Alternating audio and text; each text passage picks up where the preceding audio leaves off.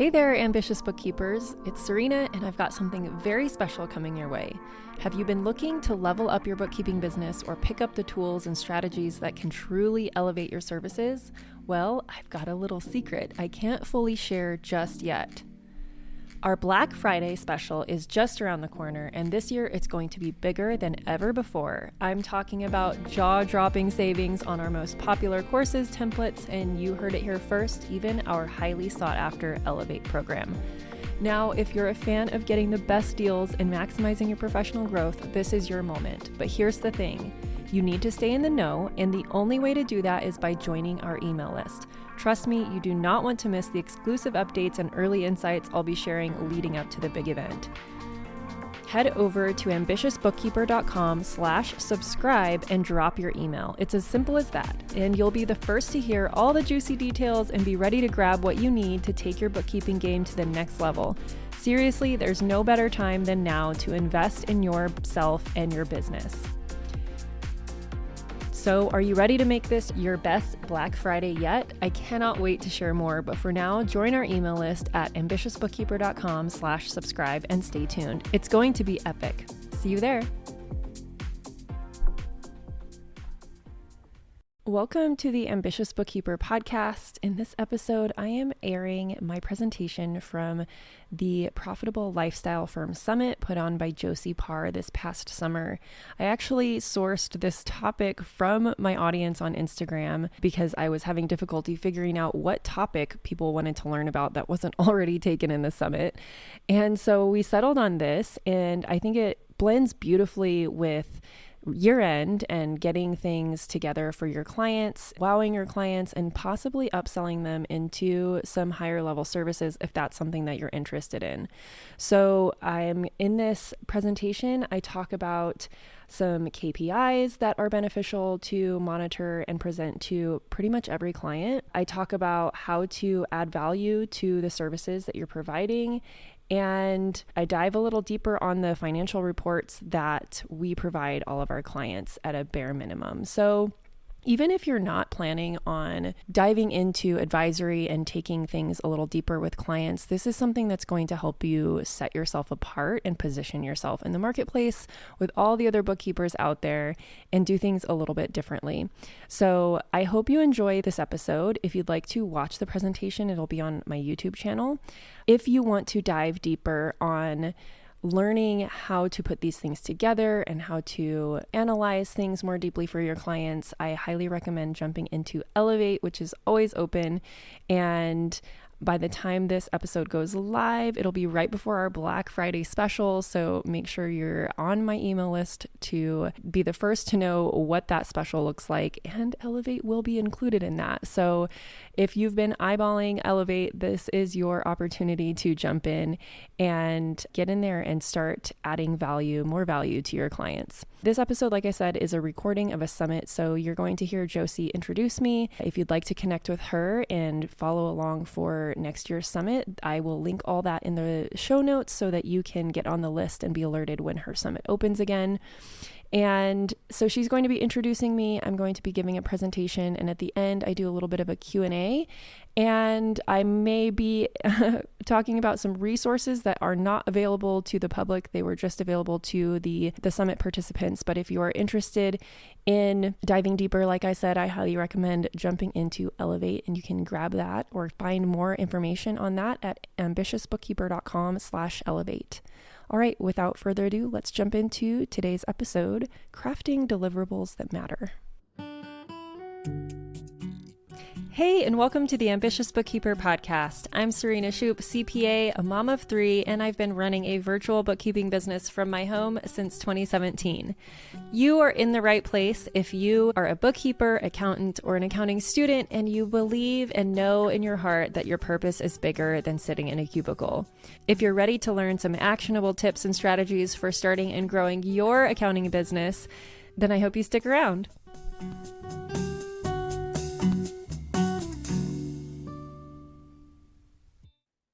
Hi, I'm Josie Parr, and I'm your host for the Profitable Lifestyle Firm Summit. I'm here with Serena Shoup, Serena is a CPA who has a successful accounting practice called Of Course Bookkeeping, but you've probably heard of her before from her podcast, The Ambitious Bookkeeper. She has a program by the same name where she helps experienced accountants start and grow their own virtual bookkeeping firms. Thank you so much for being here today, Serena. Thank you so much for inviting me to be a part of this summit. I'm super excited to share and talk about crafting your bookkeeping deliverables that matter. So thank you so much for having me. So there's a lot of fear in the bookkeeping industry about being replaced by AI or being a commodity. So I'm here today to help you easily set yourself apart if you'll be providing bookkeeping or client accounting services in your firm, and to begin to position yourself in more of the consultant or advisor role, and if nothing else, a more valuable part of your client's business. And we're going to do that today by crafting deliverables that matter to your clients. But before we get into that, you may want to know who the heck I am and why I'm here today. I'm Serena. I'm a mom of 3, a musician, and I'm the founder of The Ambitious Bookkeeper, an education and mentoring company, as Josie explained, for bookkeepers. And I'm also the host of the Ambitious Bookkeeper Podcast and owner of course, Bookkeeping, an accounting firm for online businesses. I started my business as a side hustle to motherhood in 2017. I had left my corporate controller position to have my second daughter. And when she was almost a year old, I started getting a little bit of an itch to do something for myself and my brain. So I started freelance accounting on Upwork and taking CPEs to reactivate my CPA license. And then I found out I was pregnant again. So I took a little bit of a hiatus. And once he was about a year old, I started ramping up my bookkeeping a little bit more, my freelancing a little bit more. So I started developing more of these service packages for my clients and presenting them with what I could offer rather than just doing what clients thought they needed. And I refined these offerings over multiple years of trial and error and research and feedback from clients, which I now teach inside of my mentoring programs and on my podcast, to bookkeepers and accountants who want to build their businesses as well. From the beginning, like I mentioned, my business was a side hustle to motherhood and life. And now 7 years later, although the business has grown, my involvement is still only part-time, which is why I was so thrilled to be a part of this Profitable Lifestyle Firm Summit.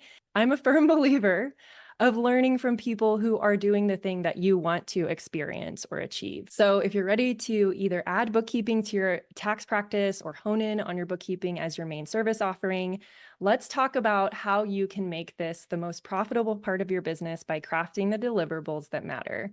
This session is for you if you're like me and you've sat through countless webinars and classes that have told you that you need to add value, but haven't exactly told you how besides getting better at selling. Or if you know you want to set yourself apart and truly help your clients. And of course, if you want to be able to charge more for your bookkeeping. When I started analyzing my packages and figuring out what mattered to my clients, like I said, I tested a lot of things out, got feedback from current clients, talked to other business owners about their pain points and what they'd actually want to see from their bookkeepers. And I came up with this simple list of 4 deliverables. And I decided that every client needed this in addition to just the transactional bookkeeping. We have communication, we have key reports, summarized information, a few KPIs, and a meeting or a financial overview to go over them. And we'll get into that more in a minute. Now, of course, many clients need additional services like sales tax, payroll, etc., but those are compliance, which I still offer. But here I want to focus on maximizing the value that I was giving each of my clients in addition to compliance. And even the smallest ones, my base package gets all of these things too. So any client coming into my firm knows that they're getting a truly standout service. By doing this, I've set myself apart. I was able to shift my positioning and ultimately charge more to match the value that I was providing. And this was the missing piece that I so patiently waited for to hear about in all of those webinars that told me to add value, except no one really ever spelled it out so clearly. So I had to hunt for it and test things out with my clients. And what it also did was set me up for that coveted advisory that the gurus kept pushing us towards, which I now teach as the first step of advisory, getting comfortable with these 4 pieces. So once you've mastered these, you can then turn up the dial and offer more like budgeting or strategy. but only if you want to. The best part about this is that I don't actually have to be the one delivering on these, and I don't in my firm, and neither do you if you have a team. My most profitable engagements are the ones where I'm actually not involved because to me, my time is the most valuable currency. And my profit margins are 50% before paying myself. I'm a firm believer in transparency on pricing and things like that. So we'll talk about that a little bit. You might wonder how much you can actually charge. Our base level package starts at $450 because we include some of these things. So yes, when you compare to some of the other bookkeeping services out there, it can seem high, but that's where your positioning comes in and educating your market on the value you're providing through your marketing and on discovery calls. So if these are areas that you're stuck on, make sure you check out the other sessions on sales and marketing. But today we're going to dive in to these 4 deliverables. Number 1 is communication. If you don't provide any of these other deliverables, at least deliver on communication and don't just deliver on it, over deliver. We've all heard the stats, right? The number 1 complaint and reason that people leave their accountant is poor communication. So be proactive. If you receive an email question from a client, let them know that you've received it. If you're missing documents from clients, follow up. If you're behind or at risk of not hitting a deadline, communicate that and check in on your clients if you haven't heard from them in a while. Go a step further and have them tell you during onboarding what their preferred communication method is. And if you decide to build a team, make sure that your team understands the communication expectations as well with each client.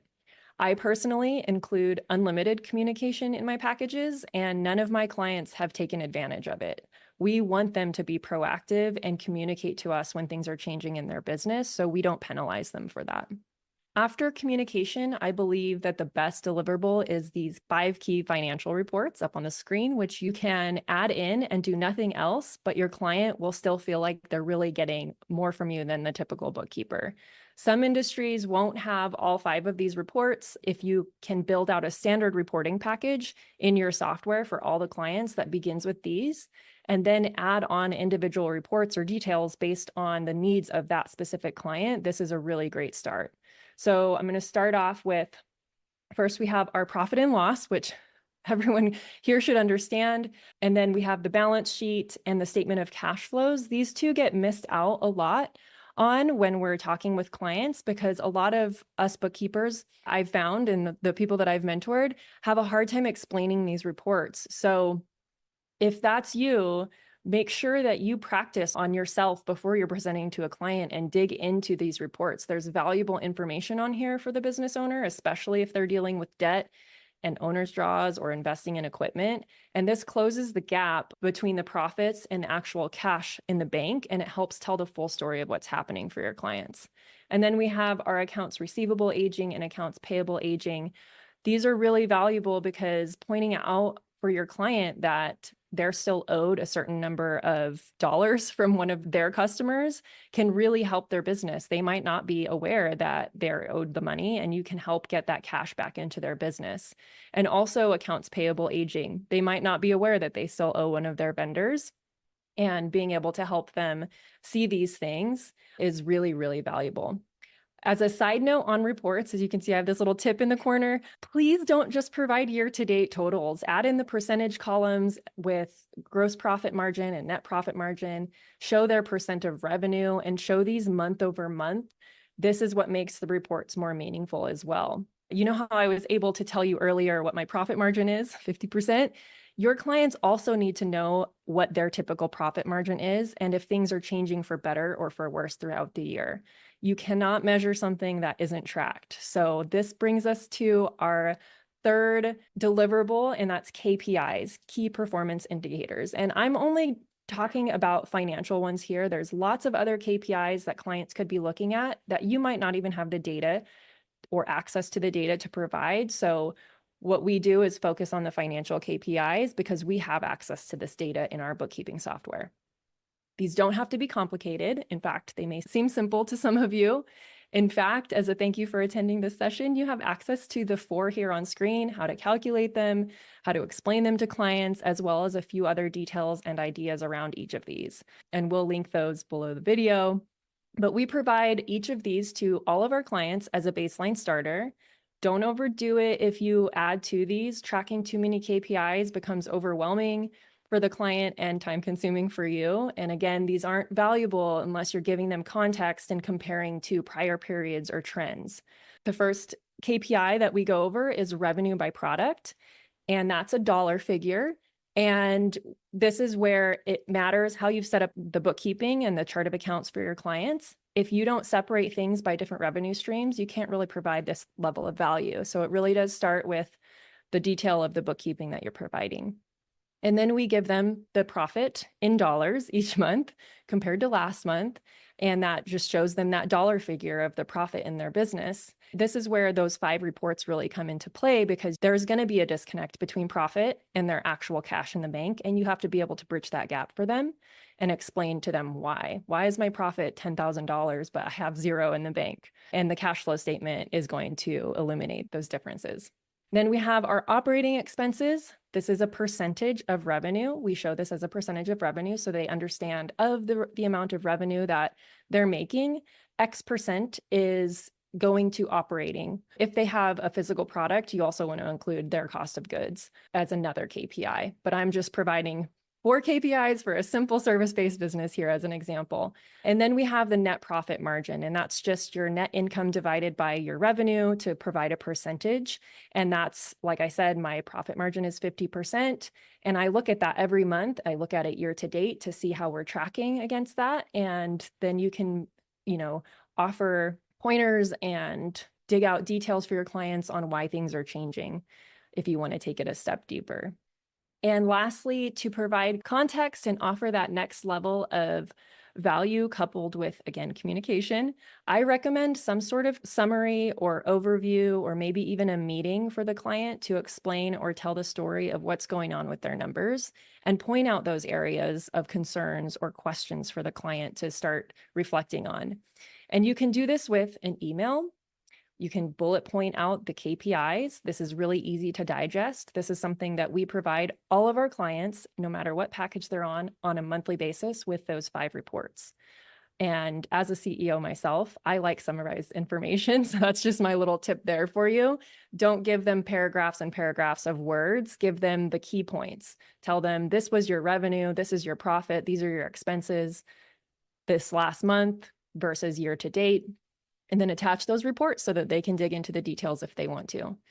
You can also offer a video overview. We use Loom to record these, and some of our clients get them monthly, and our base package actually gets this quarterly. And then lastly, you can provide a meeting. We offer this to our highest level packages. Not every client gets a meeting. And again, you can decide whether you want to do that monthly or quarterly. It's really up to you and your capacity. For our video overview, we start with the business snapshot. All of our clients are on Xero. So Xero comes with this feature called Business Snapshot. It shows things in graphs and visuals. And that's what we start with in the video overview. And then we delve into the 5 reports and point out more details that are important to their numbers or possibly important to the client. And like I said, we provide the email summary along with the financials every month to every client. And also, in addition to this level of service on the monthly and quarterly basis, every single one of our clients gets a special year-end presentation done in a beautiful Canva slide deck like I have here on screen. I'm a big fan of Canva, along with the tax package that they can just send right over to their tax preparer. And I teach all of these processes inside of my programs. So if you're interested in learning more, you can connect with me on my website or online, and I'm happy to chat with you. This is basically the 4 key deliverables that we provide each of our clients. And like I said, you don't have to add all of them in at once. You can slowly trickle them in as you get more comfortable, and just start with that communication level. That's going to provide a ton of value and really increase the number of clients that you end up getting, because your clients are going to be raving about you. And I would love to connect with you on Instagram. I love empowering and elevating bookkeepers to just go a tad bit deeper with clients and really provide that additional value. It doesn't have to be complicated. You can slowly add in each of these 4 deliverables to increase your profits and have more impact on your clients. Thank you so much. What a great presentation. I love every bit of information that's in there, Serena. And I've got some questions. Do you mind if I ask Yeah, them? let's dive in. No, so the first thing I'm thinking, and I'm on the tax side, right? You're over here doing the accounting and bookkeeping. I work mostly in tax, and there certainly is crossover. I do have some smaller bookkeeping clients, but one of my thoughts is time. How much time do you think this adds to an engagement? Absolutely can see the value with that, but like you said, capacity is important to recognize. So, do you have an Yeah. estimate or a guide people could use if they're thinking of adding this in? Yeah. So if we completely remove these processes from the actual bookkeeping, and it really does depend on, how complex your clients are. But if the bookkeeping is already done and you already have figured out your capacity for that, this really should only add about an hour of work per month Okay, per client. So if even that, if you're just providing the communication and an email summary, maybe 15, 20 minutes. It's that's really all it awesome. takes. That's awesome. And then you mentioned that you have a team. So is your team recording these videos? Is that Yeah. an easy process to delegate? Yeah. So I have developed a process, and this, like I said, part of it is these four KPIs. And the videos are completely done by someone else on my team. I don't handle the videos anymore. I only handle meeting with clients. And so, yeah, he just follows the process every single month. We have a templated email that we send, and we plug in the numbers for the clients, which you just get right off the financial statements. And yeah, he just handles everything. He also reviews the bookkeeping work. So that's another layer of this, just to ensure that things are done appropriately and categorized appropriately before we start giving these KPIs. So there is that whole process of reviewing the work. And that is part of the premium access that if you're, I don't know if you want to explain it. Like Yeah, that's fine. I'm going to botch the words of how you have it lined out in this summit, but that's the premium offer, is learning how to analyze the financial statements to review your bookkeeper's work, or even your own work if you're the one doing it, before you start sending financial statements. So that whole process we've developed in-house, and I've handed it off to my account manager. And yeah.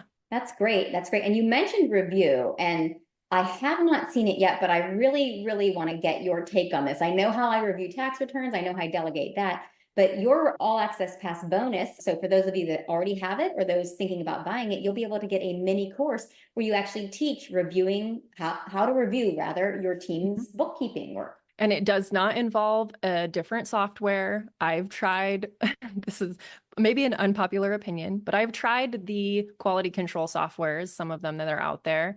And I've had my account manager also try them. So it's not just me, but we've both decided that the internal quote unquote manual process that we have for analyzing and reviewing is still more effective and more efficient for us as a team than using an outside software. So I teach you that process in that little mini course on how to review and analyze the financials for accuracy and to prep for these summaries that you're going to provide your clients. You can kind of do it at the same time.